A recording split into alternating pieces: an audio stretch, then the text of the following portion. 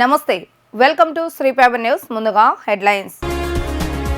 విశాఖలో జూన్ 9న రెండోసారి సీఎంగా జగన్ ప్రమాణ స్వీకారం చేస్తారని జోస్యం చెప్పిన మంత్రి బొత్స సత్యనారాయణ, చంద్రబాబు నాయుడు, పవన్ కళ్యాణ్ ఎక్కడ ఉన్నారో తెలియట్లేదని ఎద్దేవా. మన రాష్ట్రం మానవ అక్రమ రవాణా కేంద్రంగా మారటం ఆందోళనకరమని ఆవేదన వ్యక్తం చేస్తున్న టీడీపీ అధినేత చంద్రబాబు నాయుడు, బాధితులను తీసుకొచ్చేందుకు సహాయపడాలని కేంద్ర మంత్రి జయశంకర్కు విజ్ఞప్తి. ఓట్ల లెక్కింపు ఏర్పాట్లను పరిశీలించిన కలెక్టర్ ఢిల్లీరావు సిపి రామకృష్ణ, ఈ నెల 31వ తేదీ నాటికి సర్వం సిద్ధం చేస్తున్నట్లుగా వెల్లడి. ఏపీ అసెంబ్లీ ఎన్నికల్లో వైఎస్ఆర్సీపీ గెలవటం ఖాయమని ఆ పార్టీ సీనియర్ నేత మంత్రి బొత్స సత్యనారాయణ మరోసారి విశ్వాసాన్ని వ్యక్తం చేశారు. 175 స్థానాల్లో గెలవబోతున్నామని, జూన్ 9న విశాఖపట్నంలో రెండోసారి సీఎంగా జగన్మోహన్ రెడ్డి ప్రమాణ స్వీకారం చేయబోతున్నారని ఆయన ధీమాగా చెప్పారు. ఈ సందర్భంగా మంత్రి బొత్స సత్యనారాయణ మాట్లాడుతూ, వైసీపీ గత ఎన్నికల్లో ఇచ్చిన హామీల కంటే ఎక్కువ పథకాలను అమలు చేస్తుందని అన్నారు. మరోసారి విజయనగరం జిల్లాలో 9కి 9 సీట్లు గెలవబోతున్నామని జోస్యం చెప్పారు. టీడీపీ అధినేత నారా చంద్రబాబు నాయుడు ఎక్కడ ఉన్నారు ఎవరికీ తెలియదని, ఎన్నికలైన దగ్గర నుంచి కనిపించడం లేదని అన్నారు. జనసేన అధినేత పవన్ కళ్యాణ్ కూడా ఎక్కడికి వెళ్లింది ఎవరికీ తెలియదని పేర్కొన్నారు. ఎన్నికల సందర్భంగా వైసీపీ నేతలపై టీడీపీ నాయకులు దాడులు చేస్తారని ఆరోపించారు. ఏ ప్రాంతాల్లో పోలీసు ఉన్నతాధికారులను బదిలీ చేశారో ఆ ప్రాంతాల్లోనే హింసాత్మక ఘటనలు జరిగాయని ఆయన అన్నారు. టెక్లీలో వైసీపీ ఏజెంట్లపై టీడీపీ నాయకులు దాడి చేస్తారని ఆగ్రహాన్ని వ్యక్తం చేశారు. 8 ప్రాంతాల్లో వైసీపీ అరాచకాలు చేస్తుందని ఆరోపిస్తున్నారని, మరి మిగతా చోట్ల ఎవరు చేస్తారని ప్రశ్నించారు. ఇక పోలింగ్ ముందు వృద్ధులకు పింఛన్లివ్వద్దంటూ చంద్రబాబు నాయుడు లేఖ రాశారని, వృద్ధుల ప్రాణాలను టీడీపీ పొట్టన పెట్టుకుందని ఆరోపించారు. ధనవంతులు, బలవంతులు, డబ్బున్న వారే చంద్రబాబు నాయుడుకు కావాలని విమర్శించారు. మేమైతే పూర్తి విశ్వాసంతో మా పార్టీ వస్తుందని 9వ తేదీ నాడు గౌరవ ముఖ్యమంత్రిగా మళ్ళీ జగన్మోహన్ రెడ్డి గారు విశాఖపట్నంలో ప్రమాణ స్వీకారం చేస్తారు. సమయం తేదీని కూడా నిర్ణయించాం. మీరు అడగచ్చు, ఏంటి సార్ అంతా నమ్మకమని. ఎస్, 5 సంవత్సరాలు ఏదైతే ప్రజలతో మమేకమై ప్రజా అవసరాలు ఏమున్నాయో వాటికి అనుగుణంగా వారి జీవన ప్రమాణాలు పెరిగే విధంగా చేసిన ప్రతి కార్యక్రమం, తీసుకున్న ప్రతి నిర్ణయం వారి తాలూకా ఆర్థిక పరిస్థితి మెరుగుపడమే కాకుండా సమాజంలో, సంఘంలో ఒక గౌరవాన్ని కూడా ప్రతి సామాన్య పౌరుడికి వచ్చింది. ముఖ్యంగా మహిళలకి పెద్ద ఎత్తున అభిమానాన్ని గత ప్రభుత్వంలో చంపుకునే పరిస్థితులు ఉండేవి. ఇప్పుడు వాళ్ళకి ఆ పరిస్థితులు లేకుండా ఆత్మాభిమానం పెంపొందించుకుంటూ వారి పిల్లల్ని చక్కగా చదివించుకునే పరిస్థితులతో పాటు వారి విధానంలో కూడా మార్పులు వచ్చాయి. ఇది మాటల్లో కాదు, ఏ సూచిక తీసుకున్నా అన్ని సూచికలు కూడా ఇంతకుముందు దేశంలో 17, 18, 19 స్థానాలు ఉన్న జీడిపి కానీ, పర్ క్యాపిటల్ ఇన్కమ్ కానీ, లేదు పావర్టీలో ఉన్న రిలేషన్ కానీ అన్నీ కూడా ఇప్పుడు 3, 4, 5 స్థానాల్లోకి రాష్ట్రం రావడం అనేది గొప్ప పరిణామం, గర్వకారణం కూడా రాష్ట్రానికి. ముఖ్యంగా ఇంట్లో విద్య, వైద్యం ఈ 2 ఒక మార్పులు తీసుకొచ్చాం, పెద్ద మార్పులు తీసుకొచ్చాం, విప్లవాత్మకమైన మార్పుల్ని, రిఫార్మ్స్ జరిగినాయి. ఆ రిఫార్మ్స్ మామూలు రిఫార్మ్స్ కాదు, అవి రెవల్యూషనరీ రిఫార్మ్స్ అవి జరుగుతున్నాయి. అవి కొనసాగాలంటే, అలాగే జరుగుతున్న 5 సంవత్సరాల పరిపాలనని చూసి ఈ విధానాలు కొనసాగాలంటే వైఎస్ఆర్సీ పార్టీకి ఓటిమ్మని, జగన్మోహన్ రెడ్డి మళ్ళీ ముఖ్యమంత్రి చేయమని కోరాం. ఆంధ్రప్రదేశ్ మానవ అక్రమ రవాణా కేంద్రంగా మారటం అత్యంత ఆందోళనకరమని టీడీపీ అధినేత నారా చంద్రబాబు నాయుడు పేర్కొన్నారు. కాంబోడియా, భారత్ మధ్య ఈ అక్రమ రవాణా రాకెట్ నడుస్తుందని స్పష్టం చేశారు. ఉద్యోగాల పేరిట ఎరవేసి 150 మందికి పైగా తెలుగు యువతను అక్రమ రవాణా చేశారని ఆయన వివరించారు. కంప్యూటర్ ఆపరేటర్ ఉద్యోగాల పేరుతో యువతకు వలవేసి కాంబోడియాకు మానవ అక్రమ రవాణా చేయడం తీవ్ర కలకలం రేపింది. ఈ వ్యవహారంపై టీడీపీ అధినేత నారా చంద్రబాబు నాయుడు స్పందించారు. ఈ సందర్భంగా ఆయన మాట్లాడుతూ ఆంధ్రప్రదేశ్ మానవ అక్రమ రవాణా కేంద్రంగా మారటం అత్యంత ఆందోళనకరంగా అని పేర్కొన్నారు. కాంబోడియా, భారత్ మధ్య ఈ అక్రమ రవాణా రాకెట్ నడుస్తుందని, ఉద్యోగాల పేరిట ఎరవేసి 150 మందికి పైగా తెలుగు యువతను అక్రమ రవాణా చేశారని చంద్రబాబు నాయుడు వివరించారు. వారితో బలవంతంగా సైబర్ నేరాలు చేయించారని ఆరోపించారు. మన యువతను మోసం చేస్తూ వారి జీవితాలతో ఆడుకుంటున్న నకిలీ ఏజెంట్లు ఆట కట్టించాలని, ఈ దిశగా కఠిన చర్యలు తీసుకోవాలని డిమాండ్ చేశారు. ఈ సందర్భంగా కేంద్ర విదేశాంగ మంత్రి ఎస్ జయశంకర్ ను కూడా చంద్రబాబు నాయుడు తన ట్వీట్ లో ట్యాగ్ చేశారు. వీలైనంత త్వరగా బాధితులను కాంబోడియా నుంచి తిరిగి తీసుకొచ్చేందుకు సహాయపడాలని జయశంకర్ కు విజ్ఞప్తి చేశారు.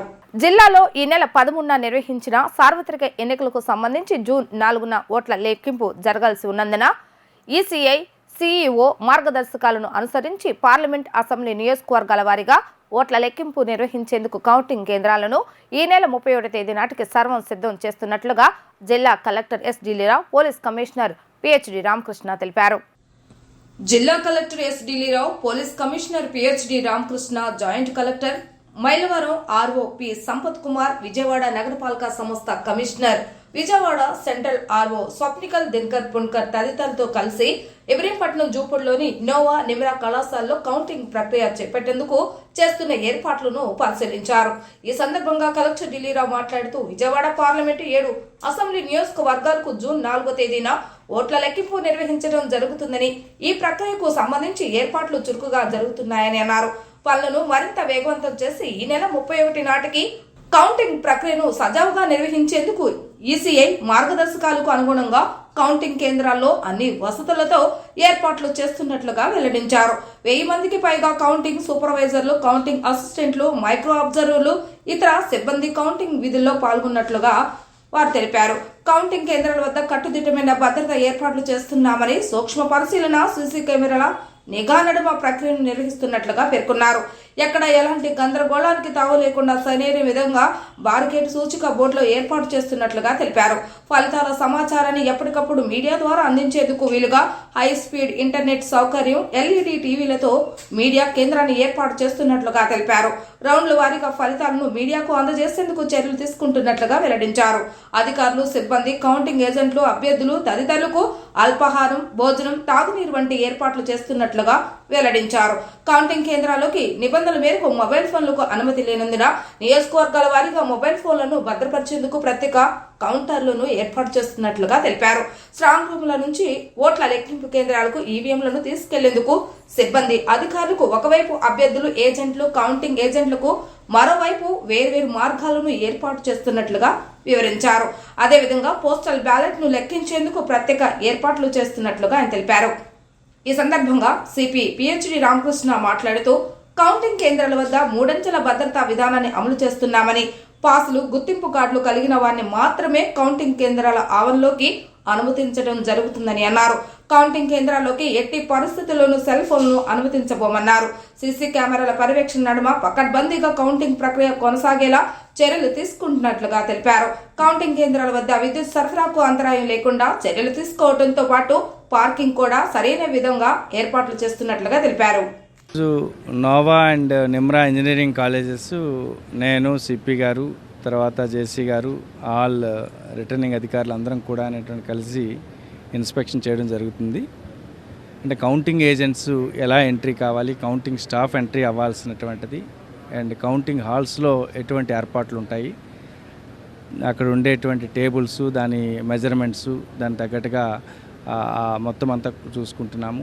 మీడియాకి సంబంధించినటువంటిది సెపరేట్గా ఎక్కడ కూర్చోబెట్టించాలి, and candidates and election agents కూడా వాళ్ళని ఏ విధంగా కూర్చోబెట్టించాలి, వాళ్ళకి కావాల్సినటువంటి ఏర్పాట్లు ఎలా ఉండాలి, స్టాఫ్కి కావాల్సినటువంటి మిగిలినటువంటి ఏర్పాట్లు, పార్కింగ్కి సంబంధించినటువంటి ఏర్పాట్లు. ఎందుకంటే ఆ రోజు కౌంటింగ్ స్టాఫ్ కానీ కౌంటింగ్ ఏజెంట్స్ కానీ మొబైల్స్ తీసుకురాకూడదు కాబట్టి ఆ మొబైల్స్ తగ్గట్టుగా ఎటువంటి ప్లాన్ చేసుకోవాలి, ఇదంతా కూడా కొద్దిగా అంటే డీటెయిలింగ్కి వెళ్ళి మైన్యూట్ లెవెల్లో అలా చేయడానికి అన్నట్టుగా ఈరోజు మొత్తం అంతా ఇన్స్పెక్షన్ పెట్టుకున్నాం. సుమారుగా ఒక 50% అనేటువంటి అయింది. ఏర్పాట్లు కూడా కౌంటింగ్ హాల్స్ ప్రిపరేషన్ కూడా మరొక 2 రోజుల్లో కంప్లీట్ అవుతాయి. మళ్ళీ లోపల ఉండేటువంటి ఫర్దర్ మరొక 2 రోజుల్లో మిగిలినటువంటి ఏర్పాట్లు కూడా ఖచ్చితంగా బై 31st అనేటువంటి అన్ని విధాలుగా మేము రెడీగా అనేటువంటి ఉంటాం. సుమారుగా ఒక 1000 వరకు అనేటువంటిది కౌంటింగ్ స్టాఫ్ ఉంటారు. ఒక టేబుల్కి ఒక కౌంటింగ్ సూపర్వైజరు, ఒక కౌంటింగ్ అసిస్టెంటు, ఒక మైక్రో అబ్జర్వర్ ఉంటారు. అదే పోస్టల్ బ్యాలెట్కి వచ్చేసరికి కౌంటింగ్ సూపర్వైజర్తో పాటుగా 2 కౌంటింగ్ అసిస్టెంట్స్, ఒక మైక్రో అబ్జర్వర్ ఉంటారు. సో ప్రతిదానికి కూడా క్యారింగ్ స్టాఫ్, ప్రతి టేబుల్కి కూడా 2 క్యారింగ్ స్టాఫ్ అనేటువంటి ఉంటారు.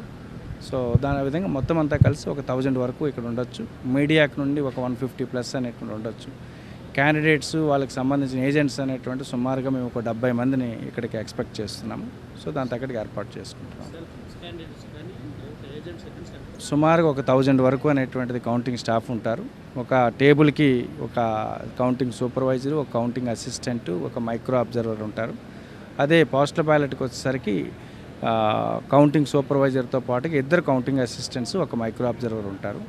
సో ప్రతిదానికి కూడా క్యారింగ్ స్టాఫ్, ప్రతి టేబుల్కి కూడా 2 క్యారింగ్ స్టాఫ్ అనేటువంటి ఉంటారు. సో దాని విధంగా మొత్తం అంతా కలిసి ఒక 1000 వరకు ఇక్కడ ఉండొచ్చు. మీడియాకి నుండి ఒక 150+ అనేటువంటి ఉండొచ్చు. క్యాండిడేట్స్, వాళ్ళకి సంబంధించిన ఏజెంట్స్ అనేటువంటి సుమారుగా మేము ఒక 70 మందిని ఇక్కడికి ఎక్స్పెక్ట్ చేస్తున్నాము. సో దాని తగ్గట్టుగా ఏర్పాటు చేసుకుంటున్నాం. మొబైల్స్, సెల్ ఫోన్స్ ఏవైతే ఉన్నాయో వాటి కలెక్షన్స్ అనేటువంటి ఈ బిల్డింగ్కి ఎంట్రన్స్లోనే ప్రెమిసెస్కి ముందే దాని తగ్గ ఏసీకి ఆ ఏసీకి దాని తగ్గట్టుగా ఏర్పాటు చేసుకుంటున్నాము. సో సపరేట్గా స్టాఫ్కి, సపరేట్గా ఏజెంట్స్ కూడా ప్లాన్ చేసుకుంటున్నాము. పిన్నెల్లి చేతిలో ధ్వంసమైన ఆ ఈవీఎంలో ఎవరికెన్ని ఓట్లు పడ్డాయో వర్లరామయ్య వెల్లడించారు.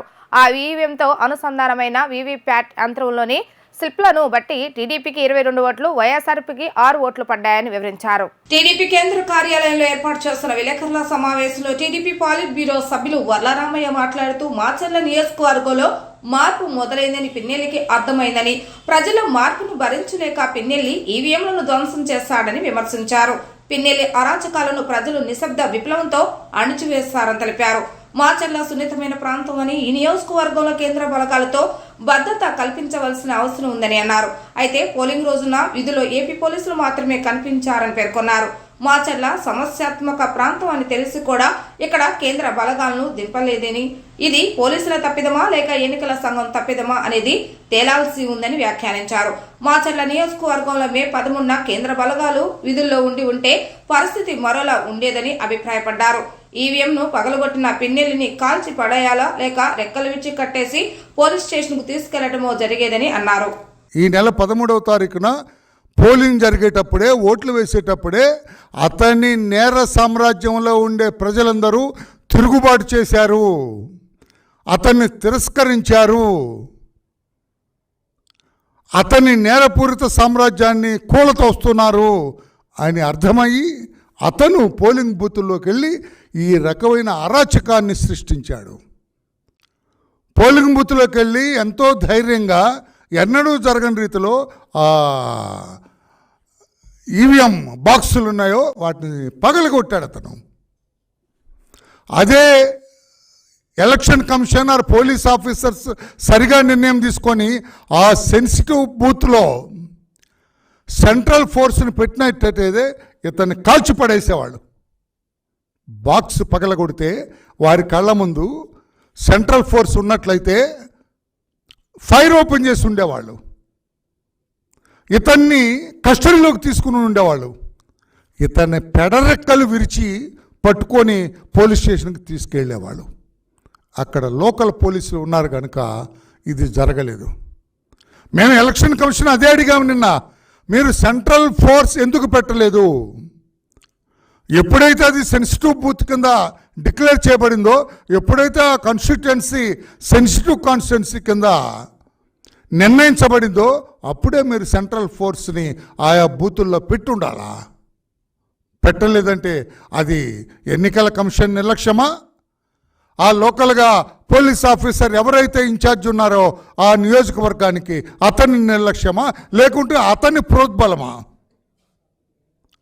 ఎక్కడెక్కడ పెట్టారు ఈ రోజున ఈ సెంట్రల్ ఫోర్సెస్ని ఎన్ని బూతుల దగ్గర వాళ్ళని పెట్టారు, ఎలా వాడుకున్నారో అది కూడా ఈ రోజున సాయంత్రం మేము అడగబోతున్నాం.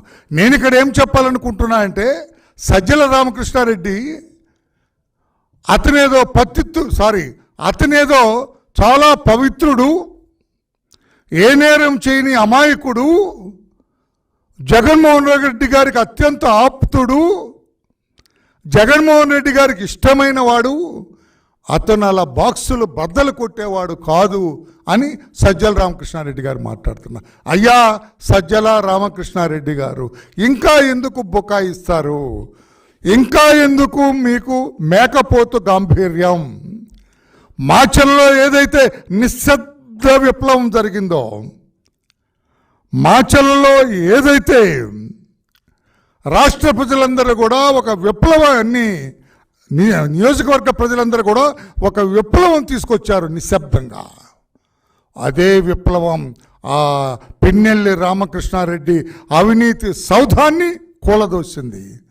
అదే రీతిగా 174 నియోజకవర్గాల్లో, అంటే మాచర్ల విడిస్తే 104 అసెంబ్లీ నియోజకవర్గాల్లో కూడా ఈ నిశ్శబ్ద విప్లవం వచ్చింది.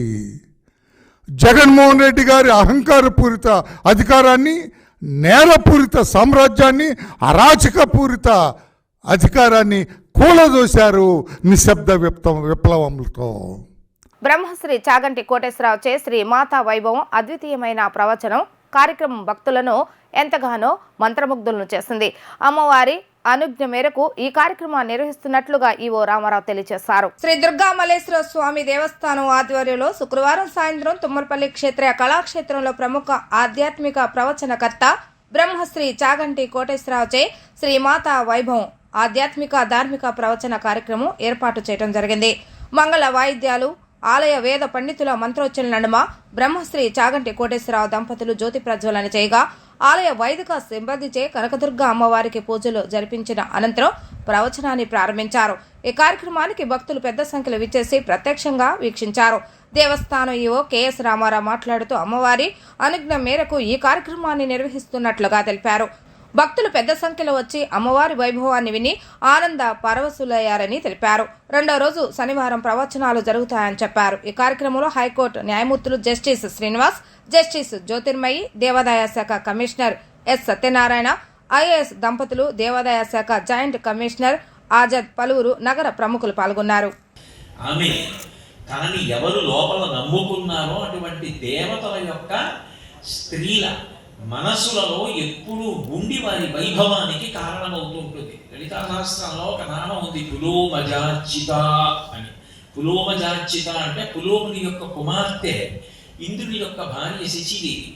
శచీదేవి ఓం ఐం హ్రీం శ్రీం శ్రీమాత్రే నమః ఎవరు అంటే దుర్గ మాయమ్మ కృపాబ్ధినిచ్యుత మహత్వ కవిత్వ పటుత్వ సంపదల్. కాబట్టి ఆ దుర్గమ్మ ఎవరు అంటే సాక్షాత్ పరబ్రహ్మస్వరూపిణి. ఏమిటి ఆవిడికి ఉన్న లక్షణం అంటే, ధార్మికుడైన వారు ఎవరుంటాడో, ధర్మము కోసం ఎవడు తాపత్రయపడుతుంటాడో, ధర్మం కోసం ఏ భోగాన్నైనా నేను పరిత్యజిస్తాను, అధార్మికమైన భోగం నాకు అక్కర్లేదు, నాకు ధార్మికమైన సుఖం కావాలి అని ఎవడు కోరుకుంటాడో అటువంటి వాడికి ఆ తల్లి ఏదైనా ఇవ్వడానికి కారణం ఏమై ఉంటుంది అంటే ఆయన చేసిన ఒక్క నమస్కారం. ఆయన ఎంత పూజ చేశాడన్న దాంతో సంబంధం లేదు. సకృన్నత్వానత్వా కథ వివసతాం సన్నిధదతే అన్నారు శంకరులు సౌందర్యలహరిలో. సకృన్నత్వానత్వా ఒక్కసారి ఆయన నమస్కారం చేస్తే చాలు అమ్మవారు కటాక్షించేస్తుంది, కురిపించేస్తుంది.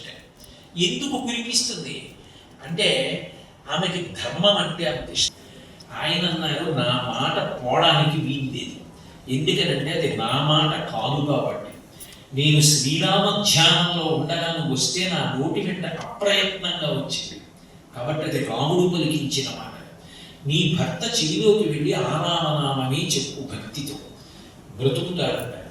ఆమె వెళ్ళి అదే నమ్మకంతో చెప్పింది రామనామం. వెంటనే ఆయన లేచి కూర్చున్నాడు.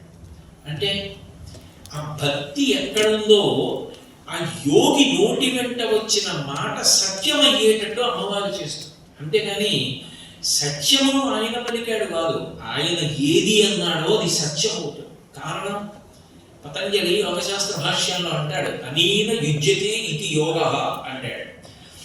అన్ని అని కాకుండా అన్నీ కలిపి ఒక్కటి అని, అన్నిటి యందు ఆ పరదేవతనే చూసేటటువంటి లక్షణం ఉన్నవాడు ఎవరున్నాడో ఆయన నోటి వెంట వచ్చిన మాట యోగి మాట. అటువంటి దుర్గమ్మ ఏది ఇవ్వలేదు అన్న మాట ఉంటుంది తప్ప ఇది ఇస్తుంది అన్న మాట ఉండదు. పరబ్రహ్మస్వరూపిణి అయినటువంటి దుర్గామాత నామం అందుకే అంత గొప్పది అన్నారు. లోకంలో ఎప్పుడైనా ఒక నామము వచ్చింది అంటే ఆ నామము బాలసారి చేసి పెట్టినది కాదు భగవంతుడికి. భగవంతుడికి బాలసారి చేసి పేరు పెడితే వస్తుందా? ఆయనకి సహస్రనామాలు ఉంటాయి, 108 నామాలు ఉంటాయి. మధ్యలో 300, 470, 570 ఉండవు. ఎందుకు ఉండవు అంటే ఎవరు పుట్టినా నక్షత్రం ప్రధానం. మనకున్నవి 27 నక్షత్రాలు, ఒక్కొక్క నక్షత్రానికి 4 పాదాలు. 27 × 4 108 పాదాలు. 108 పాదాలలో పుట్టినటువంటి 2 కాళ్ళున్న ప్రాణులు, 4 కాళ్ళున్న ప్రాణులు అన్నీ సుఖ సంతోషములతో ఉండాలి. శం ద్విపదే, శం చతుష్పదే అది వేదహృదయం. అన్నీ బాగుండాలి. అన్నీ బాగుండాలంటే 108 నామాలతో కీర్తిస్తాడు. కాదు నాకు పరవశం ఆగదంటే సహస్రం, 1000 నామాలు. సహస్రం అంటే ఇంద్రకీలాద్రిపై కొలువైన శ్రీ దుర్గా మల్లేశ్వర స్వామి వార్ల దేవస్థానంలో భక్తుల రద్దీ కొనసాగుతుంది. వేసవి సెలవుల నేపథ్యంలో ఉభయ తెలుగు రాష్ట్రాల నుంచి పెద్ద ఎత్తున భక్తులు, యాత్రికులు ఇంద్రకీలాద్రికి తరలివచ్చి ఆ ఆది దంపతులు దర్శించుకుంటున్నారు. రద్దీ నేపథ్యంలో భక్తులకు ఎటువంటి ఇబ్బంది కలగకుండా ఆలయ అధికారులు అన్ని ఏర్పాట్లు చేశారు. వేసవి సెలవుల నేపథ్యంలో ఇంద్రకీలాద్రిపై భక్తుల రద్దీ పెరిగింది. ఉభయ తెలుగు రాష్ట్రాల నుంచి పెద్ద ఎత్తున భక్తులు ఇంద్రకీలాద్రికి తరలివచ్చి దుర్గమ్మ మల్లేశ్వర స్వామి వారిలో దర్శించుకుని మొక్కులు చెల్లించుకున్నారు. అన్ని క్యూ లైన్లు భక్తులతో కిటకిటలాడాయి. తెల్లవారుజామున 6 గంటలకు ప్రారంభమైన భక్తుల రద్దీ సాయంత్రం వరకు కొనసాగనుంది. ఇతర ప్రాంతాల నుంచి విచ్చేస్తున్న భక్తులు పవిత్ర కృష్ణానదిలో పుణ్యస్నానాలు ఆచరించి తలనీలాలను సమర్పించారు. ఘాట్ రోడ్లో చెప్పుల స్టాండ్ వరకు, మహామండపంలో 5వ అంతస్తు వరకు క్యూ లైన్లు బారులు తీరాయి. సాయంత్రం అమ్మవారి పంచహారతుల సేవ, పల్లకీ సేవలో ఉభయదాతలు భక్తులు పెద్ద ఎత్తున పాల్గొన్నారు. నైరుతి పశ్చిమ బంగాళాఖాతంలో ఏర్పడిన అల్పపీడనం బలపడి తీవ్ర అల్పపీడనంగా మారింది. నేడు ఈశాన్యంగా తూర్పు మధ్య బంగాళాఖాతంలో తుఫానుగా మారింది. దీనికి రెమాల్ అని పేరు పెట్టారు. ఈ తుఫాను మరింత బలపడుతుందని పేర్కొన్నారు. రెమాల్ తుఫాను ప్రభావంతో ఏపీలోని పలు జిల్లాల్లో నేడు భారీ వర్షాలు పడనున్నాయి. రెమాల్ తుఫాను కారణంగా అల్లూరి సీతారామరాజు, అనకాపల్లి, కాకినాడ, చిత్తూరు, విజయనగరం, మాన్యం, విశాఖ, కోనసీమ, గోదావరి, కృష్ణా, గుంటూరు, బాపట్ల, అన్నమయ్య, తిరుపతి జిల్లాలో వర్షాలు కురిసే అవకాశం ఉందని వాతావరణ శాఖ తెలిపింది. ఈ వర్షాలు ఆది సోమవారాల్లో కూడా పడతాయని వాతావరణ అధికారులు చెబుతున్నారు. ఈ నేపథ్యంలో మత్స్యకారులు వేటకు వెళ్లొద్దని సూచించింది. అన్ని పోర్టులతో ప్రమాద హెచ్చరికలు జారీ చేసింది. ఇది రిక్వెస్ట్ కాదు, మా డిమాండ్. ఈ పార్టీ నారా వారి రెక్కల కష్టం. నారా లోకేష్కి ఏపీ టీడీపీ అధ్యక్ష బాధ్యతలు ఇవ్వాలి. చంద్రబాబు నాయుడు సీఎంగా, లోకేష్ పార్టీ చీఫ్గా ఒకే రోజు బాధ్యతలు చేపట్టాలి అంటూ తెలుగుదేశం నేత బుద్దా వెంకన్న అన్నారు. పార్టీలో అన్ని వర్గాలు చంద్రబాబు నాయుడు, లోకేష్ వెంటే ఉంటాయి. ఎస్సీ, ఎస్టీ, బీసీతో సహా అన్ని వర్గాలు దీనికి మద్దతిస్తాయంటూ బుద్దా వివరించారు. వన్డౌన్ నివాసంలో ఏర్పాటు చేసిన విలేకరుల సమావేశంలో టీడీపీ మాజీ ఎమ్మెల్సీ బుద్దా వెంకన్న పలు కీలక వ్యాఖ్యలు చేశారు. సీఎంగా చంద్రబాబు నాయుడు అమరావతిలో ప్రమాణ స్వీకారం చేస్తారంటూ పేర్కొన్నారు. టీడీపీ కూటమి 130కి పైగా స్థానాలు గెలుస్తుందన్నారు. సీఎంగా చంద్రబాబు నాయుడు అమరావతిలో ప్రమాణ స్వీకారం చేస్తారు. చంద్రబాబు నాయుడు, లోకేష్, భువనేశ్వరి, బ్రహ్మణి నలుగురు 4 దిక్కుల్లా పార్టీ కోసం పనిచేశారన్నారు. చంద్రబాబు నాయుడు ఆత్మకథ రాస్తే అందులో తనకో పేజీ ఉంటుందన్నారు. తాను చంద్రబాబు నాయుడు పాదాలను తన రక్తంతో కడిగానన్నారు. పార్టీ కోసం లోకేష్ 3132 కిలోమీటర్ల పాదయాత్ర చేశారంటూ గుర్తు చేశారు. ఈసారి రాష్ట్ర పార్టీ బాధ్యతలు లోకేష్కి ఇవ్వాలన్నారు. చంద్రబాబు నాయుడు సీఎంగా ప్రమాణ స్వీకారం చేసిన రోజునే రాష్ట్ర టీడీపీ బాధ్యతలు లోకేష్కు అప్పగించాలంటూ కోరారు. చంద్రబాబు నాయుడు గారు అమరావతిలో ప్రమాణ స్వీకారం చేస్తారు. మేము చంద్రబాబు నాయుడు గారిని డిమాండ్ చేస్తున్నప్పుడు, మొన్నటి వరకు రిక్వెస్ట్ చేసేప్పుడు మాత్రం డిమాండ్ చేస్తున్నాం. 132 కిలోమీటర్ల పాదయాత్ర చేసి 226 రోజులలో 3123 రోజులు పాదయాత్ర చేసినటువంటి వ్యక్తి పార్టీ కోసం నారా లోకేష్ బాబు గారు. 2004లో ప్రభుత్వం, కాంగ్రెస్ ప్రభుత్వం గురించి రాజశేఖర రెడ్డి పాదయాత్ర చేశారు. అలాగే 2014లో ప్రభుత్వం రావడం కోసం, ప్రజల కష్టాలు తెలుసుకోవడం కోసం చంద్రబాబు గారు పాదయాత్ర చేశారు. అలాగే 2019లో పాదయాత్ర చేశాడు జగన్మోహన్ రెడ్డి. అయితే ఆయన జగన్మోహన్ రెడ్డి పాదయాత్ర ఒక వెరైటీ పాదయాత్ర. ఏంటంటే ఆయనది శుక్రవారం, శనివారం, ఆదివారం సెలవు, మరి పాదయాత్ర అయినా సరే పాదయాత్ర చేశాడు. మనం దాన్ని కూడా ఒప్పుకోదు. అలాగే పార్టీ భుజస్కంధాల మీద పెట్టుకొని జాతీయ పార్టీ ప్రధాన కార్యదర్శిగా లోకేష్ బాబు గారు కూడా పాదయాత్ర చేయడమే కాకుండా, చంద్రబాబు గారు ఈ రాష్ట్రంలో నాకు తెలిసి దాదాపు ఒక 20 నుంచి 30 వేల మందిని పేరుతో పిలుస్తారు. అలాగే లోకేష్ బాబు గారు ఆ 20-30 వేల మందిని తో సహా ఇంకొక 20-30 వేల మందిని పేరుతో పిలిచే నాయకత్వాన్ని సంపాదించుకున్నాడు లోకేష్ బాబు గారు. మీరు ఏ రోజైతే ప్రమాణ స్వీకారం చేస్తారో అమరావతిలో, అది ప్రభుత్వ అక్కడ ఏర్పాటు చేస్తుంది. దానికి ఆపోజిట్గానే పార్టీది ఒక వేదిక ఏర్పాటు చేసి అదే రోజు నారా లోకేష్ బాబు గారిని పార్టీ అధ్యక్షుడిగా అనౌన్స్ చేయాలి. ఇది మా డిమాండ్. డిమాండ్ అంటే ఎందుకు డిమాండ్ అంటే, డిమాండ్ చేసే హక్కు నాకుంది. వార్తలు ముగించే ముందు హెడ్లైన్స్ మరొకసారి. విశాఖలో జూన్ 9న రెండోసారి సీఎంగా జగన్ ప్రమాణ స్వీకారం చేస్తారని జోస్యం చెప్పిన మంత్రి బొత్స సత్యనారాయణ. చంద్రబాబు నాయుడు, పవన్ కళ్యాణ్ ఎక్కడ ఉన్నారో తెలియట్లేదని ఎద్దేవా. మన రాష్ట్రం మానవ అక్రమ రవాణా కేంద్రంగా మారటం ఆందోళనకరమని ఆవేదన వ్యక్తం చేస్తున్న టీడీపీ అధినేత చంద్రబాబు నాయుడు బాధితులను తీసుకొచ్చేందుకు సహాయపడాలని కేంద్ర మంత్రి జయశంకర్కు విజ్ఞప్తి. ఓట్ల లెక్కింపు ఏర్పాట్లను పరిశీలించిన కలెక్టర్ ఢిల్లీరావు సిపి రామకృష్ణ ఈ నెల 31వ తేదీ నాటికి సర్వం సిద్ధం చేస్తున్నట్లుగా వెల్లడి. ఇవి ఈరోజు వార్తా విశేషాలు. మరలా తిరిగి ప్రసారమయ్యే వార్తలు మళ్ళీ కలుద్దాం. అంతవరకు సెలవు. నమస్కారం.